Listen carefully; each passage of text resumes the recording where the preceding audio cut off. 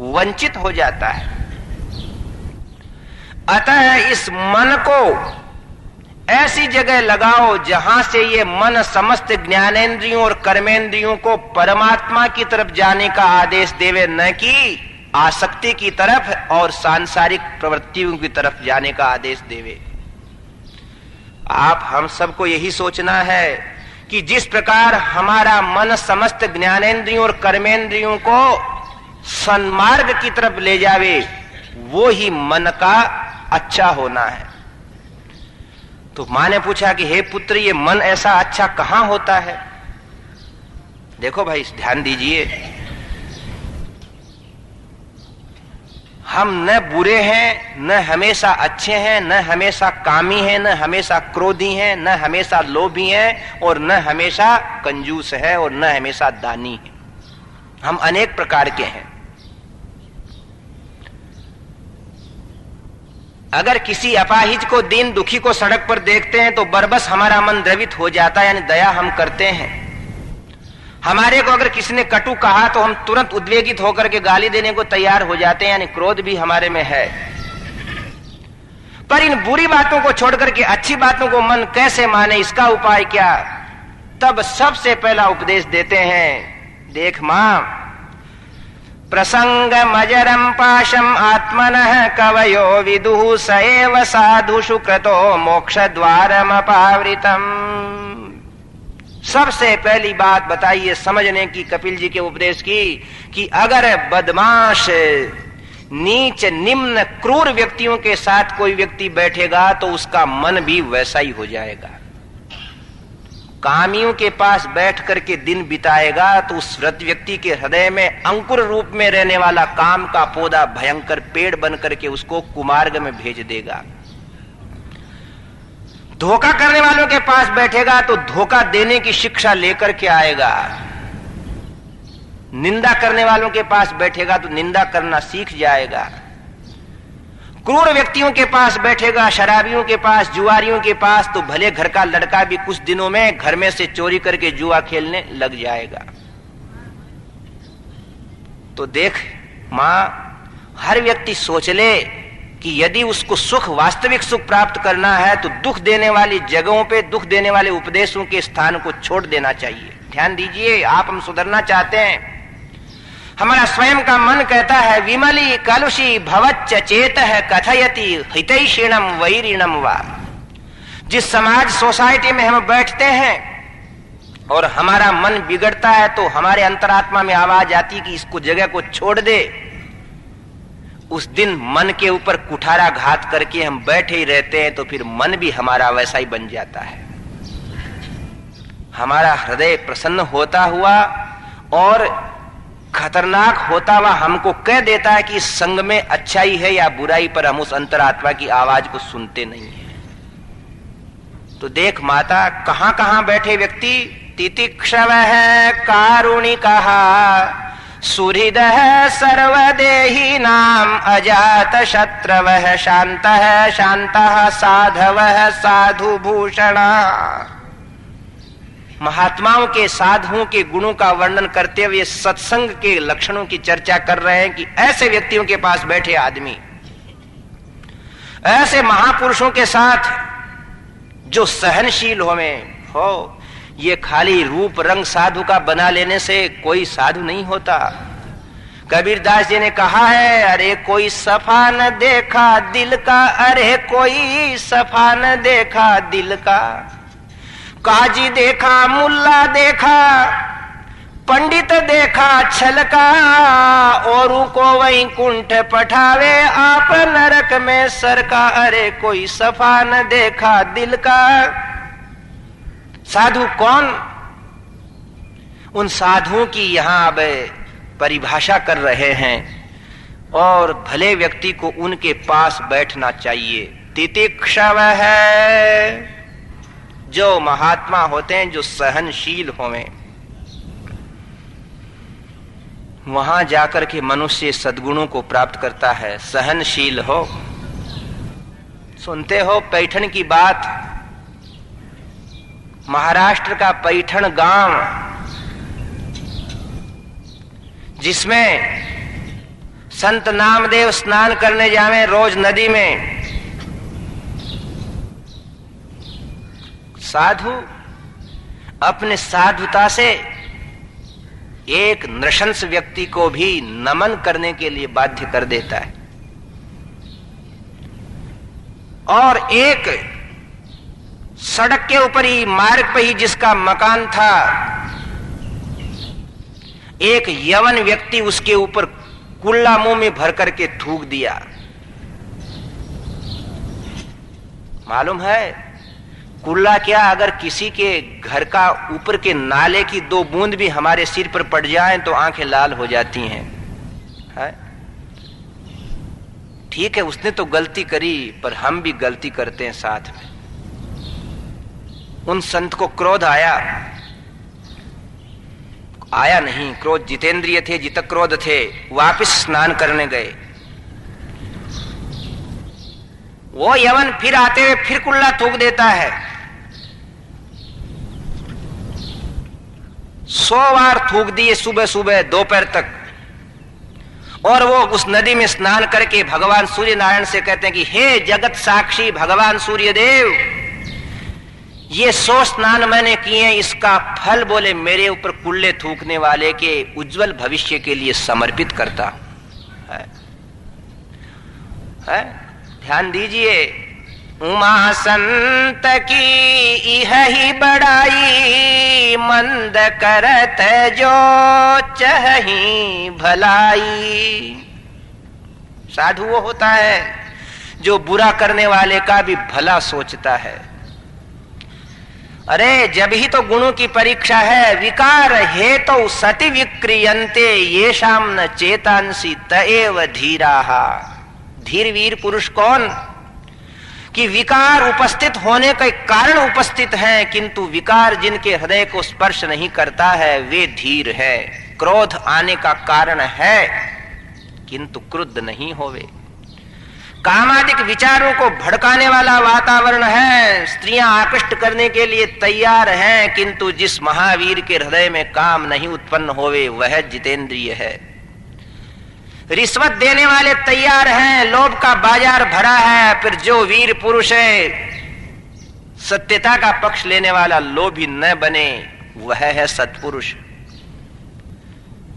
विकार होने के कारण उपस्थित होने पे भी जिसके हृदय में विकृति नहीं आवे, भाई लोग शत्रुता कर रहे हैं, प्रेम टूटने का अवसर है, कारण है, किंतु जो उदारता का परिचय देवे वह भाई उदार है। साधुता बहुत मुश्किल से आती है। 100 बार नहाए हो, 101वीं बार जब गए सड़क से, यवन नीचे उतरा और कहा कि जिस खुदा का नाम लिया है उस खुदा को हे महात्मा तुम्हारे अंदर देखता हूं और मेरे अपराध आप क्षमा कर दो, आगे से मैं किसी के साथ ऐसा कुकर्म नहीं करूंगा। गले लगा लिया उसको और कहा कि बस मेरा आज स्नान सफल हो गया, मेरा जीवन सफल हो गया कि एक व्यक्ति को मैंने इंसानियत से वाकिफ करा दिया है। ऐसे आदमी में बैठना बहुत गुण है सज्जनों। साधुता के एक एक गुण पे बहुत देर तक प्रवचन हो सकता है। कारुणिका, हम जहां बैठते हैं उसी से हमारा जीवन बनता है। अगर कपिल गीता से कुछ चाहते हो, भागवत का 7 दिन का कथा सुनने का स्थिर लाभ चाहते हो, तो संकल्प ले लो कि बुरी जगह हम नहीं बैठेंगे, बुरी पुस्तकों को नहीं पढ़ेंगे, बुरे चलचित्र ना देखेंगे। क्या देखते हो? स्वयं को स्त्री पुरुष का जोड़ा मिल गया है, घर मिल गया, अब सिनेमा देखना और क्या बाकी रह गया? लड़ाइयां देखते हो सिनेमा में, तो लड़ाइयां घर में ही आप करते हो, रोज सिनेमा करते हो। बुराइयां देखते हो तो बुराइयां खुद में हैं। और दूसरे अनुचित व्यक्तियों के पास, जिनके पास बैठने से काम क्रोध लोभ मोह भड़कते हैं, वहां नहीं छोड़ेंगे बैठना जब तक सुख से वंचित रहेंगे। पैसा हो सकता है, मकान 1 मंजिला का 10 मंजिला हो सकता है, कलकत्ता, बंबई, मद्रास, दिल्ली में फ्लैट हो सकते हैं, पर सुखी नहीं हो सकते। वो तो ऐसे महात्माओं के पास बैठना पड़ेगा, तितिक्षण जो सहनशील होवे, कारुणिका, करुणा परायण होवे, करुणा परायण, जिनके मन में से करुणा ही करुणा की हिलोरें उठे। देखो कुछ दृष्टांत सुनाते हैं जिससे समझें कि कौन कारुणिक है। वर्तमान में जो वृंदावन है, इस वृंदावन में भी शुरू से वर्तमान उस भक्ति को चौगुना करने वाले चैतन्य महाप्रभु का नाम कौन नहीं जानता है। एक वृंदावन में अगर सुबह भगवान, रात्रि में श्री कृष्ण की लीला होती है तो दिन में वहां के लोग चैतन्य लीला बताते हैं। और बड़े अद्भुत भगवान के भक्त हुए चैतन्य महाप्रभु, और ऐसे भक्त भारत में होते रहते हैं। यही भारत की सबसे बड़ी विशेषताएं हैं। राज्य इस पे किसी ने किया हो, किंतु इनकी विशेषताओं को माने बिना कोई भी व्यक्ति नहीं रह सकता। तो चैतन्य महाप्रभु ने एक संप्रदाय चलाई। क्या संप्रदाय? एक क्रांति लाए वो। क्या? कि लोगों से हरि का नाम बुलवाते।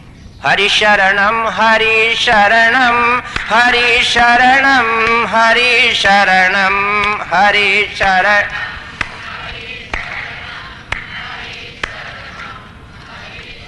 हरि बोल। लोगों को पास जाकर के वो एक दूसरे से बोलते हरि बोल। कल हमने कहा था सज्जनों, बात मानना है कि सुबह उठते उठते हरि शरणम करना हो। किया कि नहीं? आज सबने हाथ उठवावे क्या है? हाँ देखो भाई, है आजकल तो 33% में ही पास हो जाती है हर बात है। फिर भी ध्यान दे, आला इसमें प्रमाद ना करना। एक किसी व्यक्ति ने कहा कि और तो सब कुछ स्वीकार कर लिया इस इंसान ने, और तो कुछ नहीं बदला। सूरज ना बदला, चांद ना बदला, बदल गया इंसान। कितना जुल्म करे इंसान। रायचूर में हमारे स्वामी जी गुरु जी प्रवचन देते मंदिर में, सामने सिनेमा हॉल था हो, तो वहां एक गाना चले, देख तेरे इंसान की हालत क्या हो गई भगवान, कितना बदल गया इंसान। सूरज नहीं बदला, चांद नहीं बदला, तारे सितारे नहीं बदले, किंतु ये बदल गया। क्या बदलाव आ गया? सुबह सुबह भगवान को नहीं याद करता, माँ बाप की सेवा नहीं करता, लड़ाई करने को तैयार है। मैं किसी की नहीं सुनता, बाप की नहीं सुनूं तो पड़ोसी की क्या सुनूं, ऐसा हो गया। बोले देखो, हम बोले थे कल, हरति पापानि इति हरि ही, पापों को हरण करने वाले हरि कहलाते हैं। उन हरि का सुबह सुबह अवश्य स्मरण करना चाहिए। हम 7 दिन तक तो याद दिलवा देंगे, आगे फिर आप जानो। माता पिता की कृपा समझो, पूर्वजों का पुण्य समझो कि आप लोग नई बहुएं, नए लड़के, नई अवस्था वाले कुछ सुन रहे हो। नहीं तो हम जानते हैं कि प्राय दुनिया आजकल क्या सुनती है। आज का साहित्य और आज का मनोरंजन नहीं रहा, मन को विघ्न करने वाला बन गया है। पर कोई नहीं टोकेगा आपको उस समय। आत्मैव ह्यात्मनो बंधु आत्मैव रिपुरात्मन है। स्वयं के मित्र स्वयं बनो और स्वयं के शत्रु भी स्वयं ही होते हो। अगर उद्धार करना है अपने आप का तो अपने शैया के ऊपर ही बैठ करके कुछ समय तक हरिशरणम श्री हरिशरणम श्री हरिशरणम श्री हरिशरणम, यही उपाय है। प्रार्थना करो प्रभु से कि हे प्रभु, दिन के अंदर मेरे से किसी से लड़वाना मत, झगड़वाना मत है, कुकर्म मत करवाना। कभी कभी सोचो कि कल जो लड़ाई हुई है उसमें कहीं मेरी तो गलतियां नहीं है। मैं क्यों माँ से लड़ रहा हूँ, क्यों पिता से लड़ रहा हूँ, क्यों पड़ोसी से लड़ रहा हूँ, क्यों मैं मेरे ऑफिस में लड़ रहा हूँ। सुलझो हो, सुबह का समय यही होता है। तो चैतन्य महाप्रभु ने संप्रदाय चलाई हरि बोल। आज भी वृंदावन में हरि बोल बोल हरि हरि बोल की ध्वनि लगती है। तो जादू वह होता है जो सिर पे चढ़कर बोले। एक मुसलमान को चेला बना लिया उनने और उसका नाम निकाल दिया हरिदास। उस हरिदास फिर क्या करता है कि सुबह सुबह अपने 7 भक्तों को लेकर के, सज्जनों स्नेह प्रेम हो जावे, स्नेह और प्रेम अगर हो जाए तो फिर मनुष्य किसी जाति की मर्यादाओं में नहीं रहता है। आज जिस अयोध्या के मंदिर की विवाद की बातें आप सुन रहे हो, इस पे 500 वर्ष से झगड़ा चल रहा है। एक बार लखनऊ के नवाब के समय यह मंदिर पूर्ण रूप से हिंदुओं के अधिकार में आ गया था। तो उस समय के कुछ मुसलमानों ने नवाब से शिकायत करी। अंग्रेजों का समय आ गया था, नवाबी थी कि वहां तो मंदिर बन गया वापस। तो वहां के नवाब ने एक उत्तर दिया उन लोगों से कि इश्क करने वाले चाहिए,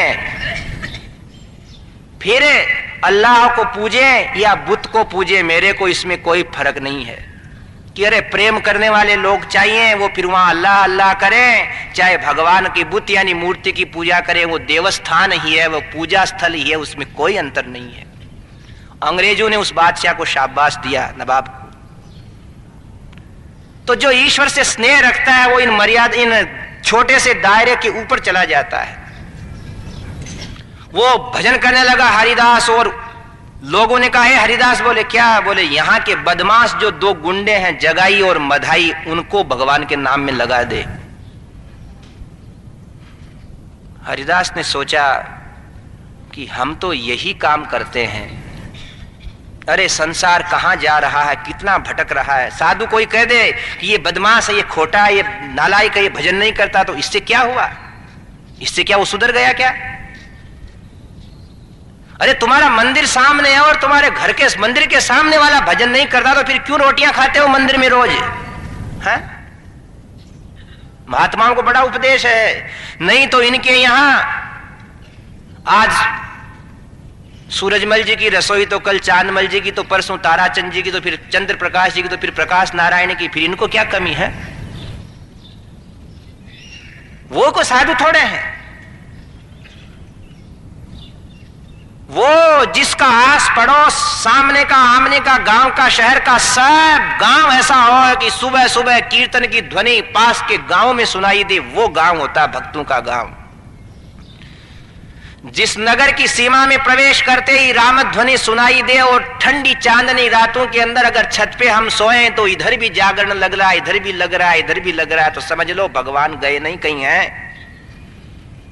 और सिनेमा ही सिनेमा के भोंगे बजे जब, तो सोचना कि भगवान निकल गए शायद दूसरे गांव में। हरिदास ने कहा कि अरे यदि हम इतने ही करुणा नहीं रखेंगे समाज के प्रति, उनको भगवान की तरफ नहीं लगाएंगे, तो फिर संसार की रोटी खाते क्यों हैं? साधु संसार को बहुत देने के लिए बना है, न कि संसार से चिकना चुपड़ा खट्टा मीठा पदार्थ लेने के लिए। यही करुणा है उनकी समाज के प्रति। सबसे बड़ी साधुओं की यही दया है कि उनको वो परमात्मा की तरफ ले जावे, और कोई दूसरा काम नहीं है इनका। हरिदास अपने टोली को लेकर के जगाई मधाई नामक 2 बदमाश गुंडे, जो कभी ठीक बोलना जानते नहीं थे, उनके घर के सामने ही हरि बोल। जगाई उतरा और आकर के एक तमाचा मारा। तो हरिदास कहते हैं बोल हरि। इतने में मधाई ने पीटना शुरू किया। जगदीश और माधव नाम था उन दोनों का। नहीं माने तो बैंतों से पीटना शुरू किया और हरिदास के शरीर में से खून चिलचिलाने लगा। बाकी बेहोश हो गए, उन्हें हरि बोलना नहीं छोड़ा।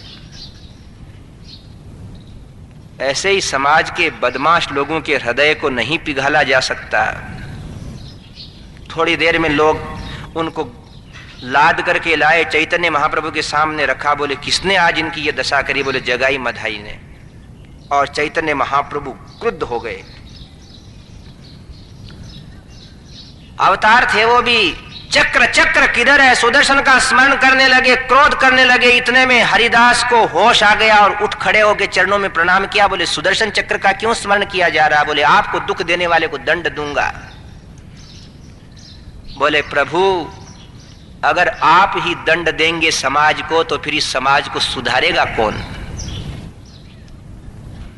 जिसके एक एक रोम में से खून निकल रहा है बदमाशों की द्वारा दी हुई कोड़े की बेत के प्रहार से। तो चैतन्य महाप्रभु ने फिर क्या करूं मैं? बोले आप इस गंगा में जाओ और हे महाप्रभु, यदि संसार के व्यक्तियों के प्रति सच्ची करुणा रखते हो तो भगवान सूर्य की साक्षी में भगवती भागीरथी में खड़े होकर के भगवान श्रीमन नारायण से प्रार्थना करो कि आपके पुण्य तो जगाई मधाई को दे दो और उसके पाप आप ले लो, जिससे वो शुद्ध हो जाएंगे। कूद पड़े एक ही क्षण में महाप्रभु चैतन्य और भगवान सूर्य से प्रार्थना करने लगे। नमः पूर्वाय गिरये पश्चिमायाद्रये नमः ज्योतिर्गणानां पतये दीनाधिपतये नमः। ये जगत साक्षिन, उन दो मार्ग से च्युत हुए जगाई और मधाई के लिए मेरा पुण्य समर्पण करता हूं और उनका पाप मैं स्वीकार करता हूं। संतों की कृपा निरर्थक नहीं होती। जगाई मधाई के हृदय में पश्चाताप हुआ। एक ने एक से पूछा, अरे भैया बोल तो सही। बोले क्या? आज उस संत को हमने क्यों मारा? उन्होंने कहा इसका कोई उत्तर नहीं है हमारे पास। अरे ऐसा जीवन किसी काम का नहीं कि लोग हमारे से घृणा करते हैं। चलो उनसे क्षमा मांगेंगे।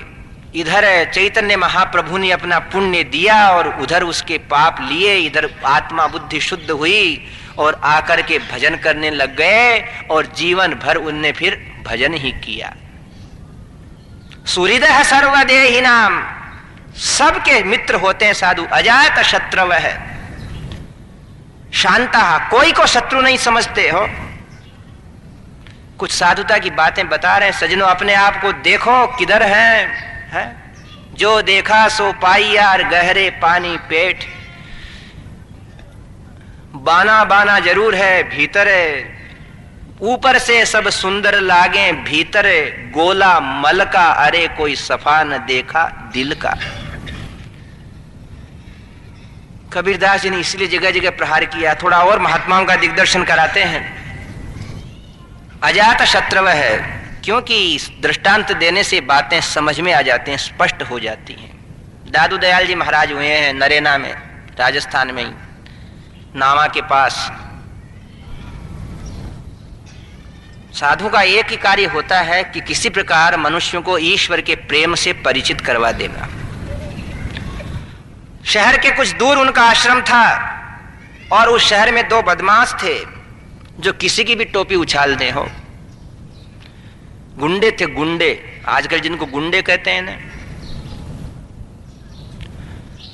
एक दिन की बात है कि कहीं सत्संग से कुछ 150 आदमी निकल रहे थे। वो दोनों बदमाश आ रहे थे चौराहे के ऊपर। लोगों ने उनको देखा तो लोग तीतर बीतर हो गए। कुछ इस गली में चले गए, कुछ इस गली में चले गए। बदमाश लोग तो सोचते हैं कि हमसे डरते हैं दुनिया, और वास्तविकता क्या है? मारवाड़ में कहावत है कि नंगा देखे कि हमसे डरे और शर्मा मर तो घरा बड़े। बदमाश तो सोचता है कि मेरे से डर रहा है, बाकी वास्तविकता यह है कि लोग अपने शर्म से चले जाते हैं इधर उधर।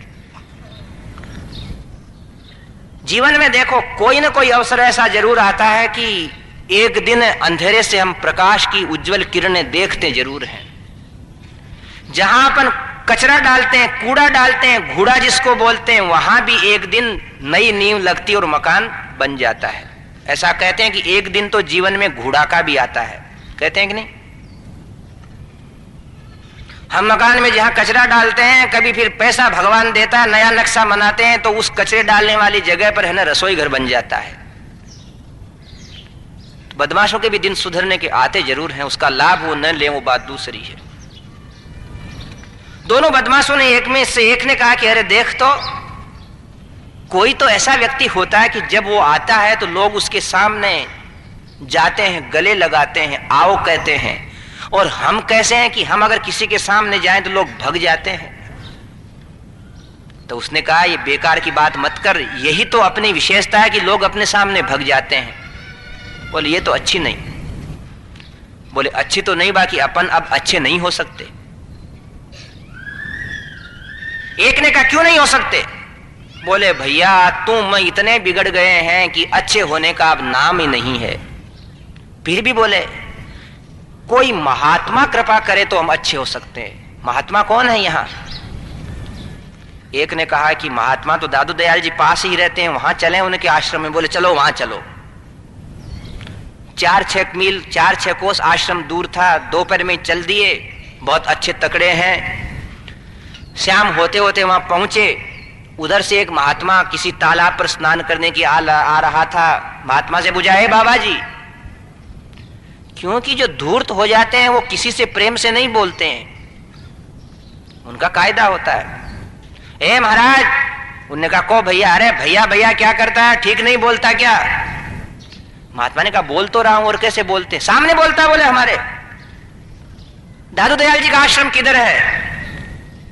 उनने कहा, बताता हूं। जब उनने कहा उतने में तो उस एक ने, महात्मा ने हजामत बना रखी तो सिर में ठोल लगा दिया। बोले, बाबा जी तेरा सिर बहुत जोरदार चमक रहा आज तो। बदमाश जो ठहरे वो किसके साथ उनका कोई नहीं रिश्ता होता है। अरे जो बाप को ही बाप नहीं कहे वो पड़ोसी को काका कहे क्या है? बदमाश बाप से ही लड़ाई कर ले। एक ने ठोल जमा दिया तो दूसरे ने सोचा ये तो उन्नति कर गया। महात्मा ने कहा, देखो ऐसा करो, यहां से सीधे जाओ। अरे बोले, सीधे बांके बता रहा, बताता कि नहीं बताता? दूसरे ने और ठोल लगा दिया। महात्मा को विचार तो हुआ, पर महात्मा ने सोचा, ठीक है, कोई पांव धोके पी जाता है और कोई ठोल लगा देता, क्या है। बोले, यहां से सीधे जाओ और फिर सीधे जाकर के सीधे हाथ को घूम जाना, महात्मा का आश्रम दिख जाएगा। बोले, पहले ही बता देता। महात्मा स्नान करने लग गए और वो आगे पहुंचे। स्वभाव बिगड़ने के बाद नहीं सुधरता हो, उनका तो स्वभाव बिगड़ गया था दोनों का।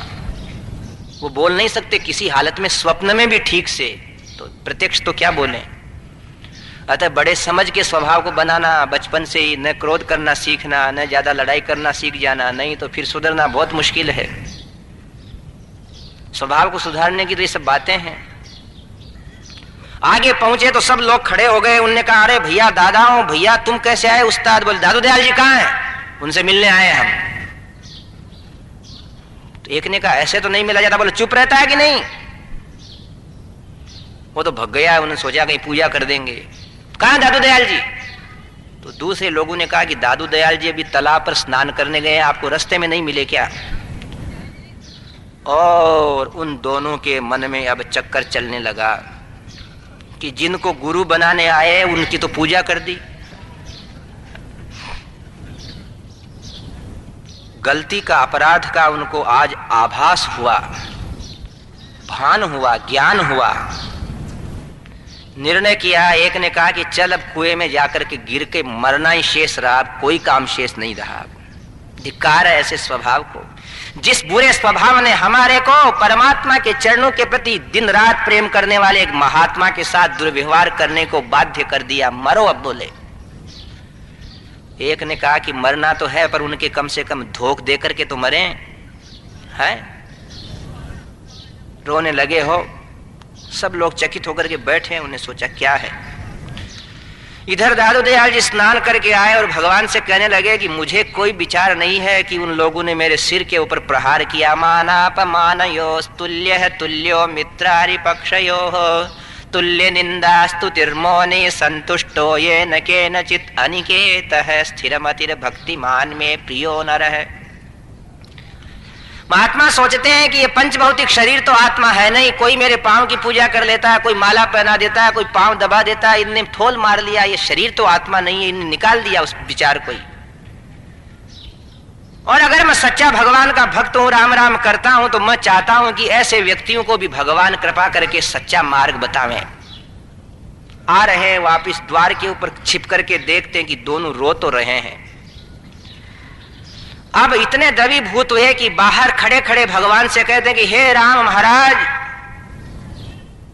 अगर दादू का आपके सच्चा चरणों में प्रेम है तो इन दुर्बुद्धियों को आज सद्बुद्धि दे देना, मुझे इतना ही दुख नहीं है। पास में गए तो वो दोनों के दोनों रो करके लिपट पड़े। बोले, महाराज मुझे आज्ञा दो हमें मरने की। उन्होंने कहा, क्यों? बोले, हमने आपके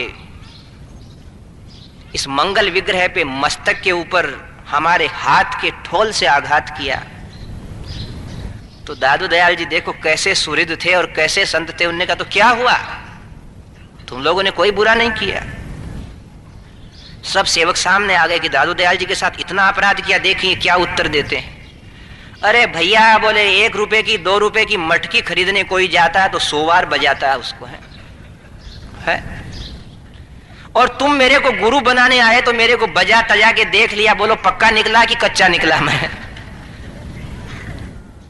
सब लोग सुनते रह गए कि देखो सहन करने वाले सूरत सबके मित्र कैसे होते हैं।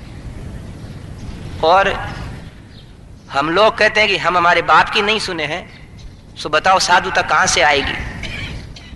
सोचो, ऐसे महात्माओं के पास बैठना। तितिक्षवः कारुणिकः सुहृदः सर्वदेहिनां, समस्त देहधारियों के लिए वो स्नेह रखते हैं। अजात शत्रवः शांता, अभिमान जिनको छुए नहीं। ध्यान दीजिए, बंगाल के लोग वृंदावन में बहुत भजन करते हैं आज भी। 2 भाई थे, जीव गोस्वामी और रूप गोस्वामी। जीव गोस्वामी और सनातन गोस्वामी बंगाल के प्रचंड विद्वान धुरंधर, जिनके शास्त्र जिह्वा के ऊपर नृत्य करते थे, ऐसे सरस्वती के उपासक। पर ज्ञान कभी संतोष नहीं देता। वृंदावन छोड़कर के कृष्ण के गुणगान गाने के, बंगाल छोड़कर के वृंदावन आ गए और भगवान के प्रेम के सिवा किसी बात विवाद में नहीं पड़ते। जैसे लड़ाइयां तलवार से होती हैं, ऐसे पंडितों की लड़ाइयां होती हैं शास्त्रार्थ से। उस समय एक विद्वान आया, मूछे हैं, कुछ सफेदी है मूछों में, कुछ कालापन है, पगड़ी बांधे है, बगलबंडी पहने, त्रिपुंड लगाए हैं। वृंदावन के लोगों ने कहा कि भाई हम तो राधे कृष्ण ही कहते हैं, किंतु यहाँ जीव गोस्वामी सनातन गोस्वामी रहते हैं, उनसे तुम प्रमाण पत्र ले आओ तो हम सब तुमको पंडित मान लेंगे। बोले वहां जाता हूं, तुम क्या करोगे? योग की बात है कि सनातन गोस्वामी तो वहां भजन कर रहे थे और जीव गोस्वामी भिक्षा लाने के लिए गए थे, भिक्षा लाने के लिए। घर घर से टुकड़ा मांग लेना, अब राधे कृष्ण कहते रहना, यही बंगाल के लोग वृंदावन में आकर के करते हैं। बड़े बड़े बुद्धिमान न्यायाधीश रहे हुए व्यक्ति भी वहां सब छोड़ करके राधे कृष्ण के मंगलमय चरणों की आराधना करते हैं। पंडित जी पहुंचे, बोले सनातन गोस्वामी, बोले क्या आपने बंगाल के अंदर न्याय शास्त्र, व्याकरण शास्त्र, साहित्य शास्त्र, मीमांसा शास्त्र पढ़ा है, कुछ याद है कि भूल गए? राधे कृष्ण के नीचे आ गया सब। सनातन गोस्वामी ने सोचा कि बड़ा अपमान कर रहा राधे कृष्ण का ये तो, पर सोचा क्या व्यर्थ के विवाद में क्या है। बोले हाँ भैया, राधे कृष्ण ने सब शास्त्र को पचा लिया, हमें तो और कुछ याद नहीं। तो बोले इस पे दस्तखत कर दो, हस्ताक्षर कर दो कि आप हमसे शास्त्रार्थ में हार गए। बोले लाओ जल्दी से कर देते हैं हम। हार मान ली और दिग्विजयी पंडित बड़ा प्रसन्न होकर के चला। 2-4 खेतों को पार किया कि उधर से जीव गोस्वामी भिक्षा लेकर के आ रहे थे। भिक्षा, ए जीव गोस्वामी, बोले हाँ जी। अपने चाचा भाई की तरह ही हो या तुम्हें कुछ याद रहा कुछ? उनने कहा मेरी बात समझ में नहीं आई। तो उनने पत्र दिखा दिया जिसमें सनातन गोस्वामी लिख रहे हैं कि अमुक चंद जी पंडित जिसको हम बड़ा पंडित मानते हैं, इनके सामने हम शास्त्रार्थ करने में असमर्थ हैं, इनको हमसे ज्यादा विद्वान मानते हैं। हस्ताक्षर सनातन गोस्वामी। जीव गोस्वामी कुछ अवस्था के छोटे थे, क्रोध आ गया और ज्यों उनने शास्त्र की पंक्तियां बोलना शुरू किया कि 10-5 उत्तर देते देते ही पंडित जी पसीना पसीना हो गए, जबान रुक गई, लड़खड़ाने लग गए। साथ के लोगों ने पंडित जी का हाव भाव देख करके आपस में बातें करना शुरू कर दी कि शेर को सवा शेर मिलता तो है। पन्ना छीन लिया, भिक्षा की झोले में डाल लिया। अपने बड़े भाई सनातन गोस्वामी के पास बड़े खुश होकर के बोलते हैं कि उस पंडित जी की बोले मैंने 12 बजा दी। सनातन गोस्वामी ने आंख से देखा, क्या किया? 2-4 प्रश्न पूछे भैया, जिसके अंदर बोलती बंद हो गई। बोले उन पंडित जी की। सनातन गोस्वामी क्रोध कर बैठे। ए जीव गोस्वामी, बोले क्या जी?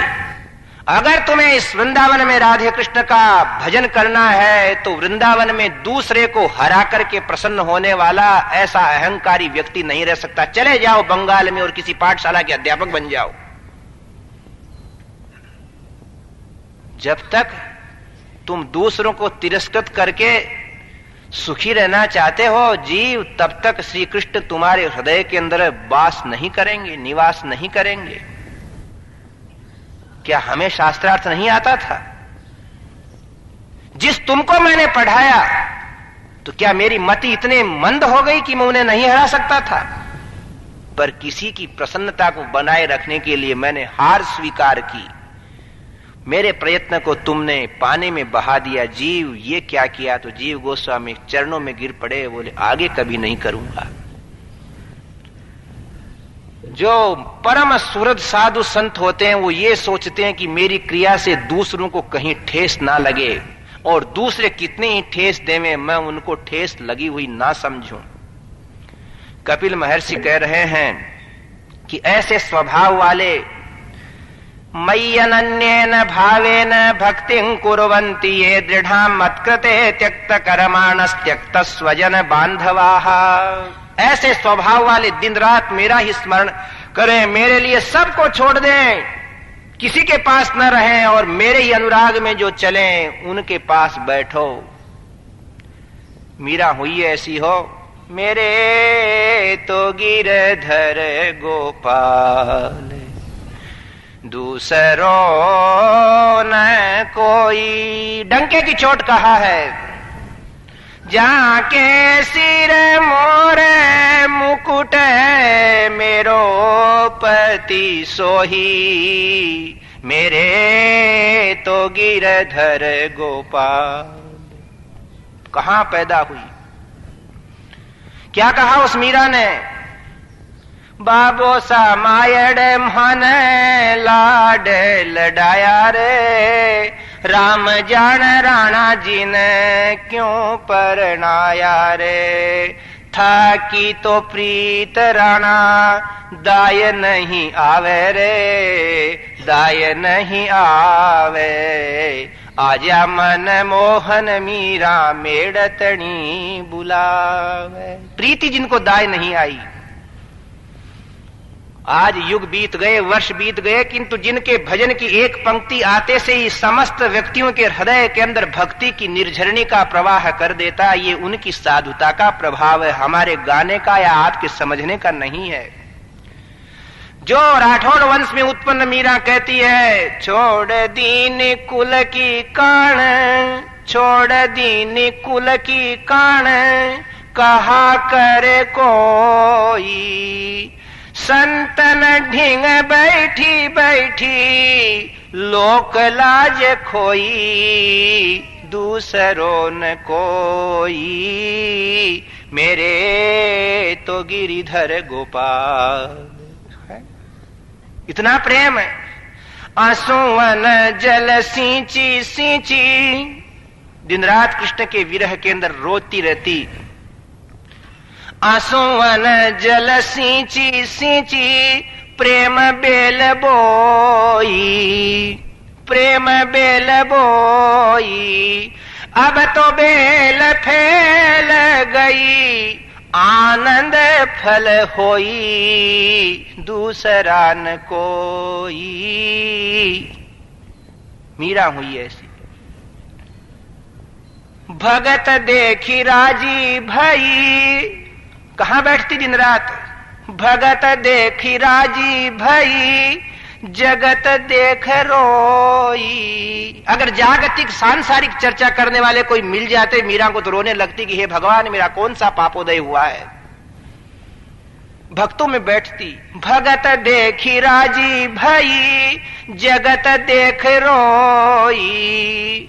दासी मीरा लाल गिरिधर, तारो अब मोही, दूसरों न कोई, मेरे तो गिरिधर गोपाल।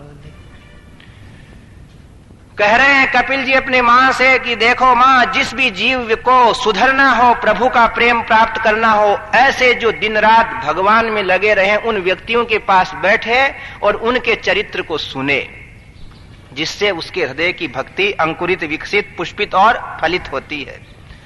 अनेक प्रकार के तप त्याग करें, ऐसे महात्माओं के पास बैठना चाहिए। ये पहला उपदेश है देवहूति का। देवहूति को कपिल जी का दिया हुआ। तो देखो भाई, इतने देर के सुनने का यही अर्थ है कि साधु होते तो कम हैं। एक श्लोक प्राय सब लोगों को आता होगा, आपको यहां संस्कृत शिक्षा में सिखाते हैं। शैले शैले न माणिक्यम मौक्तिकम न गजे गजे सज्जना नहीं सर्वत्र है चंदनम न वने वने। हर पर्वत में तो माणिक्य नहीं निकलते, हीरे पन्ने। हर हाथी के यहां कपोल स्थल में मुक्ता नहीं निकलता, और हर जगह सज्जन नहीं होते।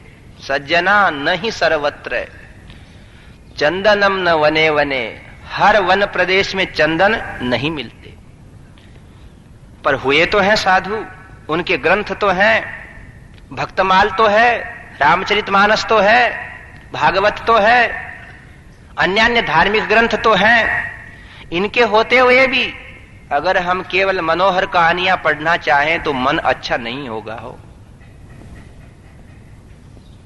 मन अच्छे होने की औषधियां ये हैं, और मन को बुरा करने का विष वो है जो आजकल हम लोग ज्यादा पढ़ते हैं। कोई विष पान करके सोचे कि मैं सुखी और स्वस्थ हो जाऊं, तो हो सकता है क्या? अतः भले मनुष्य को चाहिए कि ऐसा ग्रंथ का सत्संग करे, ऐसे पुरुषों का, व्यक्तियों का, जहां मन की मलिनता नष्ट होकर के साधुता आवे। देवहूति से कपिल कह रहे हैं कि माताजी, यही सबसे पहला मन को ठीक रखने का उपाय है। फिर इस शरीर की उत्पत्ति के बारे में बताते हैं कि 25 तत्वों का बना हुआ ये शरीर है। देखो, पृथ्वी, जलवायु, तेज, आकाश, 5 तो भूत हैं इसमें, पदार्थ। 5 इनकी तन्मात्राएं, 5 कर्मेंद्रियां, 5 ज्ञानेंद्रियां, 10 10 20, मन बुद्धि चित्त अहंकार 24, ये 25वां तत्व भगवान का है। तो इसको सांख्य शास्त्र कहते हैं, संख्या से संबंधित है। 5 तत्व का शरीर, 5 तन्मात्राएं, 10 ज्ञानेंद्रियां, कर्मेंद्रियां 20, मन बुद्धि चित्त अहंकार 24 और 5 25 में भगवान। तो ये 24 तो यहीं रह जाते हैं। 25वां जो जिसके कारण हम चैतन्य कहलाते हैं, जो निकल जाता है तो हम लोग कहते हैं ना कि इसको ले जाओ, श्मशान ले जाओ, जल्दी करो, नहीं तो बदबू आने लग जाएगी। वो 25वां तत्व है। देखिए उसकी पहचान क्या है कि जैसे हम बहुत गहरी नींद में सोते हैं, बहुत गहरी नींद में, और जगने के बाद हम कहते हैं कि सुख है हम अस्वाप्सम न किंचित अवेदिशम। ऐसा सोया कि मेरे को कुछ भी ज्ञान नहीं हुआ। तो तू ऐसा सोया और तेरे को कुछ भी ज्ञान नहीं हुआ, फिर ये ज्ञान बताने वाला कौन है? हम लोग कहते हैं ना कि मैं ऐसा सोया कि तुमने घर में फिर क्या क्या बातें करी वो मैंने नहीं सुनी। तो तेने नहीं सुनी और ऐसा सोया, इसका ज्ञान कराने वाला कौन है? वो ही चैतन्य तत्व है। वो जिस दिन निकल जाता है उस दिन इस शरीर की कोई कीमत नहीं रहती फिर। अतः इस जीवन के अंदर मिलने वाले सुख दुख हानि लाभ इस पंच भौतिक शरीर के ही पीछे लगते हैं, उस चैतन्य तत्व के नहीं। ऐसा यह पृथ्वी जलवायु तेज आकाश का माता पिता से मिलने वाले शरीर को मान करके आदमी इसको होने वाले लाभ हानि रोग शोक घाटा नफा मान सम्मान की परवाह न करके जीता रहे, इसलिए शास्त्र बताया। अब कपिल महर्षि ने दूसरी सबसे बड़ी बात जो बताई है ना, वो है अष्टांग योग की। ध्यान दीजिए। श्रीमन नारायण नारायण नारायण श्रीमन श्रीमन नारायण नारायण नारायण श्रीमन नारायण श्रीमन नारायण नारायण नारायण श्रीमन नारायण भगवान की। योग जिसका अर्थ समझते हैं आप लोग, हम लोग सब, कि जिससे मन भगवान में लग जावे उसको योग कहते हैं। योग हिंदी के अंदर जब हम लोग जोड़ देते हैं ना, उसको भी योग कहते हैं, टोटल को योग। और वास्तव में योग है ना, योग ही है। बाजार में मुनीम जी जोड़ दे रहे हैं, दुकान में बैठे ग्राहकी हो रही है, बेचने वाले सामान तोल तोल करके बेच रहे हैं, बैंड बाजा भी सामने से निकल गया और मुनीम जी बोल रहे हैं 6 और 5 11 और 9 20 और 8 28 और 3 31 और 9 40 और 5 45, योग बराबर आ रहा है। न बाजा सुनाई देता है उनको, न और कोई खटपट उनको सुनाई देती है। अगर खटपट सुनाई दे तो फिर योग नहीं लग सकता हो, है ना। योग कितना सार्थक नाम है। ऐसा ही संसार की जिसको खटपट सुनाई नहीं दे और भगवान में लग जाए, बिल्कुल फिट हो जाए, उसको योग कहते हैं। योगश्च चित्त वृत्ति निरोध है। मन की अनेक चंचलताएं, इन सब के ऊपर काबू पाकर के एक जगह मन लग जाए, उसको योग कहते हैं। योग है हमारा निंदा स्तुति में, घंटे बीत जाए बातों में, और माला फेरने लगे तो नींद आने लग जाए, चाय की याद आने लग जाए। ये योग है। अभी आजकल जो बैठे हो, ये 6-6 घंटा बैठे रहते हो हैं। कोई कहे कि तुमको 100 रुपया दे दें, 6 घंटा एक जगह बैठ जाओ, तो आप में से कोई नहीं बैठे हो। ये भी योग है। पर इस योग के 8 अंग हैं। कोई कहे कि चंचल चित्त क्यों है, मन क्यों नहीं लग रहा है? इसलिए नहीं लग रहा है कि इसकी पहले की बातें हमने समझी नहीं। बहुत ही इस योग शास्त्र का संसार ने सम्मान किया है। हमारे यहां तो इसकी बहुत उन्नति हुई है। कपिल महर्षि तो योग शास्त्र के ही प्रणेता बताते हैं, प्रचारक बताते हैं। पर इस योग की 8 सीढ़ियां हैं। यम, नियम, आसन, प्राणायाम, प्रत्याहार, धारणा, ध्यान और समाधि। आखिरी अंग है समाधि। तो अब थोड़ी थोड़ी अच्छी बातें आएंगी, आप समझिए। योग का पहला अंग है, वह है यम। यम का कुछ बताए हैं, उनको यम कहते हैं। सत्य, सत्य महिंसा, अपरिग्रह, दया, ये यम कहलाते हैं। कोई व्यक्ति कहने कि मेरा भगवान में मन नहीं लगता, तो समझ लो तू झूठ बहुत बोलता है, इसलिए मन नहीं लगता। योगी को सबसे पहले यमों का पालन करना पड़ता। सत्य, अहिंसा, दया, अपरिग्रह, ये पहले साधने पड़ते हैं पहले। नहीं तो फिर ध्यान लगने वाला नहीं भगवान में। जो जितना झूठ बोलता उतना ही उसका चंचल चित्त ज्यादा होता है। सत्य से भगवान मिल जाते हैं। ओ, सत्य से आदमी महापुरुष बन जाता है। आपको मालूम है सत्य की कितनी विशेषताएं हैं। कहो महाराज सत्य की बातें मत कहो, चलो सीधे बढ़ जाओ आगे। है, बढ़ जाए आगे, सुनने में क्या बिगड़ता है। कोई कहे कि व्यापार तो बिना झूठ बोले होता नहीं, तो भाइयों से पूछते हैं तुम कौन सा व्यापार करती हो। है इनको तो व्यापार की जरूरत नहीं। सबसे बड़ी समस्या यही है कि भाई व्यापार में झूठ बोलना पड़ता है। सत्यानृतम वणिक वृत्ति ही व्यापार की तो परिभाषा है संस्कृत में, कि जहां कुछ न कुछ झूठ बोली जाती है। इतने में दे दो कपड़ा, 15 रुपए मीटर नहीं 12 रुपए मीटर में दे दो। बोले 12 रुपए घर में नहीं पड़ता, भले घर में 10 रुपए मीटर ही पड़ो हो। तो व्यापार का तो काम ऐसा ही। पर बाइयां तो व्यापार नहीं करती। इनके बराबर बराबर के बच्चे हो ना, आपस में एक दूसरी देवरानी जिठाने के तो एक की एक चड्डी पहना देती हैं जान करके। वो माताएं पूछती हमारे बच्चे की चड्डी आपने इनको कैसे पहनाई? बोले मैं भूल गई, भूली भुलाई नहीं है, वो जान के किया सब। ये तो हालत है। तो फिर कैसे होगी बताओ? मन में मन चंचल कैसे रहेगा? हमारे महाराज से कोई पूछते महाराज हमारे स्वामी जी आए नहीं हो, नहीं तो उनके प्रवचन बहुत जोरदार होते हैं, कबीरदासी प्रवचन होते हैं, लोटपोट हो जाए लोग। तो उनसे कोई कहे कि महाराज बहुत झमेलो, मन नहीं लागे भगवान में। तो वो कहते हैं झमेला तुमने पाल लिया, झमेले को आदेश देकर बुलाया है, नहीं तो झमेला क्यों होता? सच्चे चलो, ढंग से चलो। तो देखो सत्य है ना, वो यमों के अंदर आता है। योग के यम नामक अंग में सत्य का नाम आया है। सत्य की रक्षा के लिए थोड़ा प्रयत्नशील हो। देखो एक बालक की बात कहते हैं, जिससे थोड़ा सत्य के ऊपर प्रकाश गिरेगा। एक विद्यालय था, विद्यालय भारत के कुछ स्वतंत्र होने के पहले की बात है। सुविधाएं नहीं थी, 4-4 कोस से दूर से आकर के छात्र पढ़ते थे, कहीं पेड़ की छाया के नीचे, कहीं स्कूल बना है।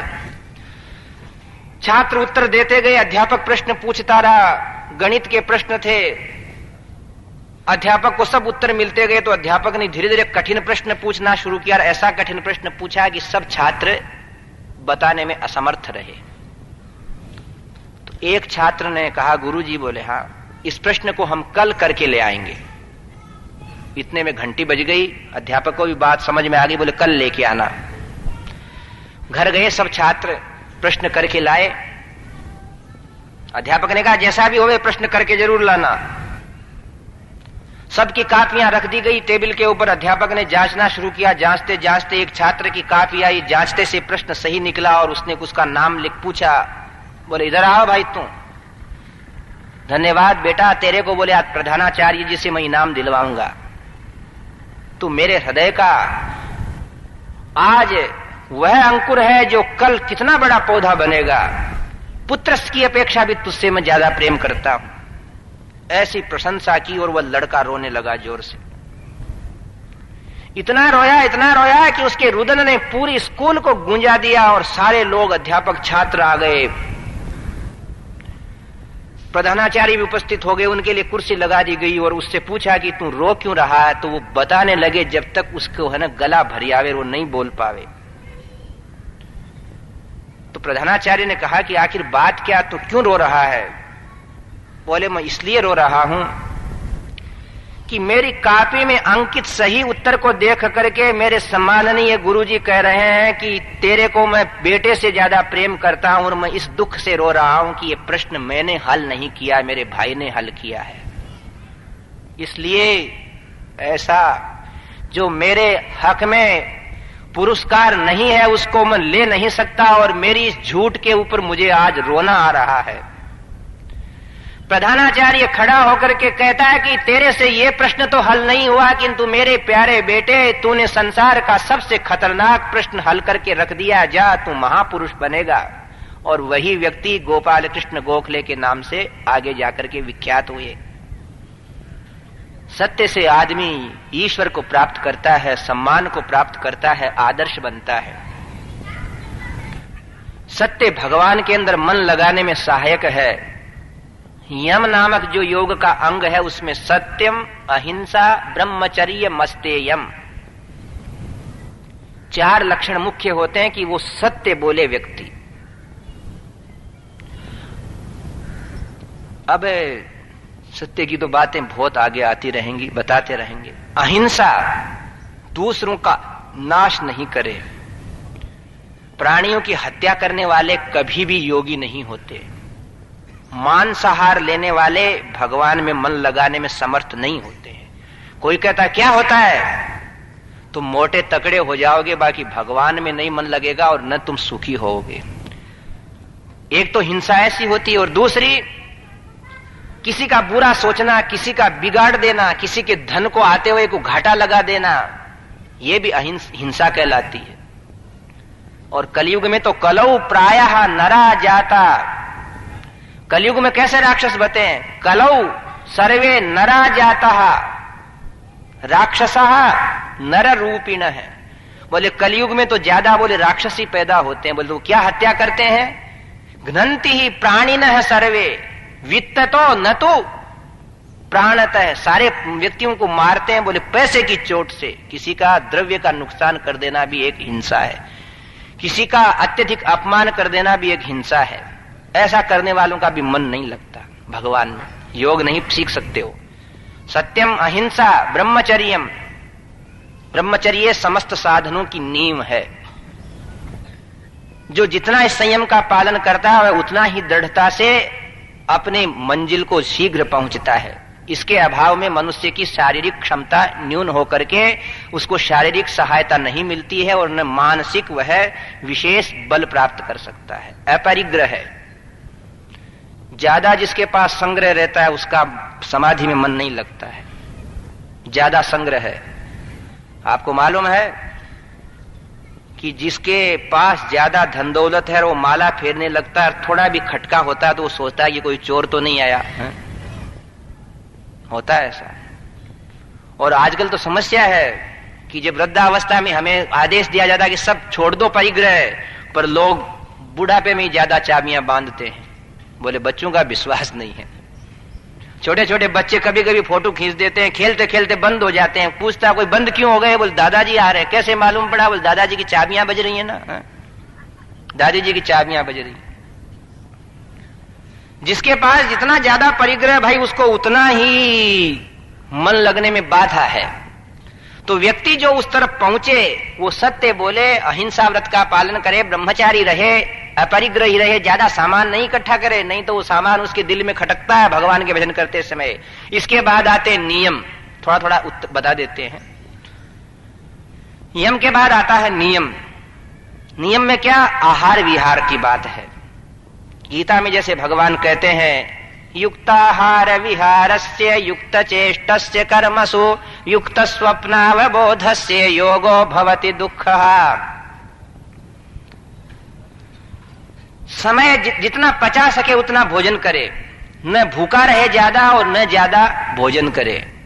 भूखे रहने से भी भूखे भजन न होए गोपाला, ये ले तेरी कंठी माला।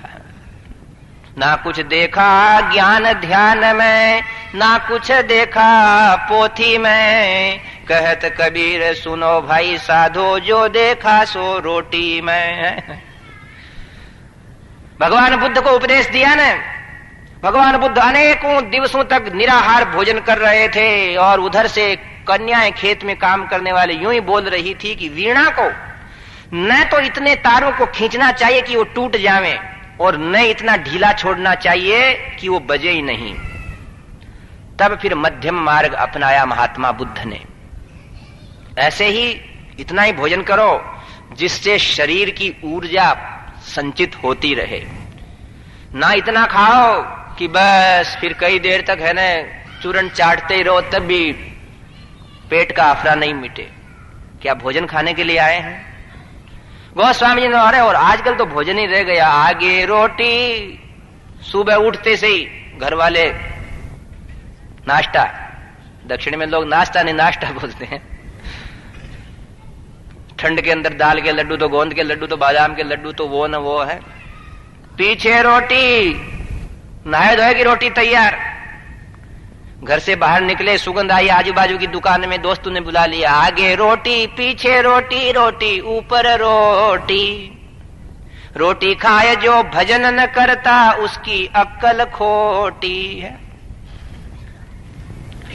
एक हम सीकर में भागवत कथा में गए तो वो व्यक्ति यजमान यही सोचता है कि मेरे रिश्तेदारों का ऐसा स्वागत सत्कार करूं जीवने जुटाने से कि वो ये कह दें कि वाह भाई क्या कथा हुई है।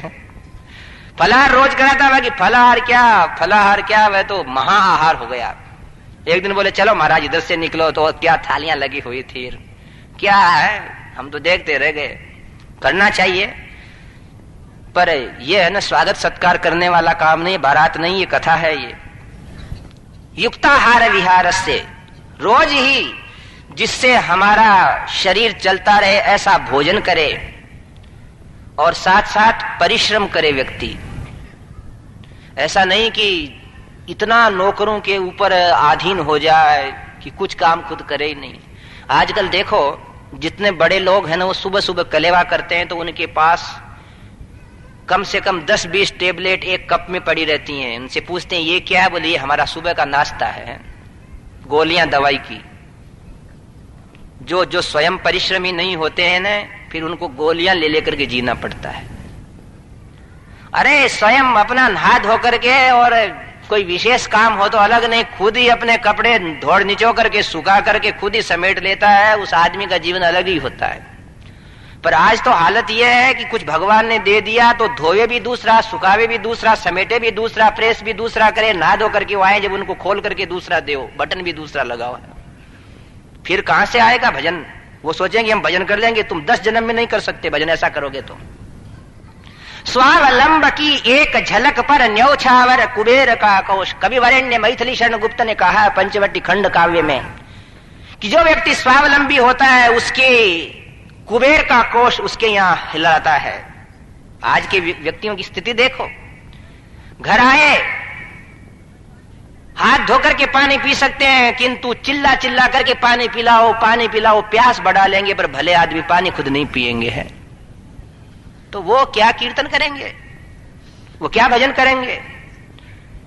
भजन करने वाला तो काम और आगे का है, योग तो बहुत आगे का है। मार गए बांको रे सुमिरन को, असल सुई को नाको रे सुमिरन को। तलवार की धार पे चलना है, सुई की नोक पे चलना है। अतः कहा है कि समय का भोजन करो, विश्राम करो, समय से घूमो फिरो, परिश्रमी हो, स्वावलंबी बनो। ये कुछ बातें फिर समझ में आती हैं। आदमी चेतता जरूर है, पर लुट जाने के बाद चेतता, बुढ़ा होने के बाद। अब क्या है? फिर पीछे क्या है? चिड़िया चुग गई खेत, फिर पीछे पछताए हो तो क्या। तो यम के अंदर तो सत्य, अहिंसा, ब्रह्मचर्य, अपरिग्रह बताया, और नियम के अंदर भोजन पे, नींद पर, दिनचर्या पर नियंत्रण करने वाले का योग लगता है। ऐसा नहीं कि नींद लिए जा रहे, रात को 12 बजे सोए, 8 बजे उठे, तो फिर भजन कब करेगा? 9 बजे नहाएगा, फिर ऑफिस दुकान चला जाएगा। ये ज्यादा समस्या आजकल। नियम कुछ नहीं रहा। नियम वो जो हम मान लें, जो हमारे समझ में आ जाए। सर्वतंत्र स्वतंत्र भारत है इस समय, माता पिता भी कुछ नहीं कर सकते। बताओ जी, जिसका उठने का नियम नहीं, सोने का नियम नहीं, वो क्या भजन करेगा? 12 बजे सोए, बोले क्यों सोते? बोले नींद नहीं आती है। अरे जब तू 8वीं में पढ़ता, जब तू नींद आ जाती तेरे को, 10वीं में पढ़ता जब भी नींद आ जाती, 12वीं में पढ़ता जब भी नींद आ जाती, ग्रेजुएट हो गया तो भी नींद समय से आ जाती थी। अब क्यों नहीं आती है? बोले अब मेरे व्यापार ज्यादा हो गया, फिर विवाह हो गया है। तो विवाह क्या ज्यादा नींद लेने के लिए किया जाता है क्या? अगर इसीलिए विवाह को मानते हो तो फिर विवाह का अर्थ ही नहीं समझे। जो समय से नहीं उठ सकता प्रातः काल, देखो भगवान सूर्य देव हैं, वो जब उदय होते हैं तो पशु पक्षी, पेड़ पे रहने वाले भी अपने घोंसले में पंख फटफटा करके उठ जाते हैं और सूर्य का सत्कार करने के लिए अपनी मीठी मीठी वाणी बोलने लग जाते हैं। ध्यान दीजिए, थोड़ा उपदेश की बातें आ गई। लोग चाहते हैं कि हमारी उन्नति होए, किंतु इतने दुर्गुण जिस आदमी में होते हैं उसकी उन्नति नहीं होगी। वो श्लोक बता रहा हूं। कुचैलिनम दंतमलोपधारिणम बहुभाषिणम निष्ठुर भाषिणं च सूर्योदये चास्तमिते शयानम जहाति लक्ष्मीरपि चक्रपाणिः। कि साक्षात भगवती लक्ष्मी जी भगवान श्रीमन नारायण का ही त्याग कर देंगी अगर उनमें 6 दुर्गुण आ जाएं। भगवान में तो नहीं आते हैं हो, पर बताया है कि यदि भगवान भी ऐसे दुर्गुणों को अपनाने लग जाए तो लक्ष्मी